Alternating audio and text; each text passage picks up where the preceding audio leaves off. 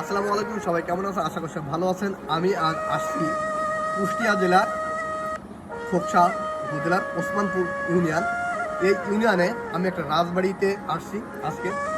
এই রাজবাড়ি 100 বছর পুরনো ঐতিহ্য। এই রাজবাড়িটার পঞ্চানন সাহা নামে এক রাজা এখানে বসবাস করতেন। এই বাড়িটা অনেক আগের, এনার বংশধর এখানে কেউ বসবাস করে না, সবাই ভিন্ন অঞ্চলে বা ভিন্ন এলাকায় বসবাস করে। আমি এই রাজার বাড়িটা একটু ঘুরে দেখাবো, সঙ্গে থাকবো।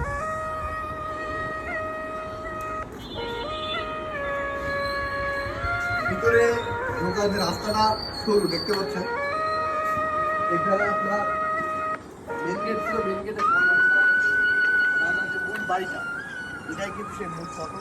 এবং আপনারা দেখতে পাচ্ছেন যে রাজাদের যে দুটো সিংহ দেওয়া আছে, কিন্তু রাজাদের যে অবস্থান বা যেমন রাজারা শাসন করতো, যেমন কারুকার্য সেরকম ভাবে কিন্তু করা।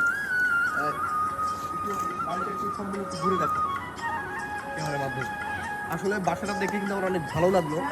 রাজাদের বাড়ি দেখতে তো ভালো লাগে, আর আমি আসছি এটার উদ্দেশ্যেই, এটা দেখার জন্যই।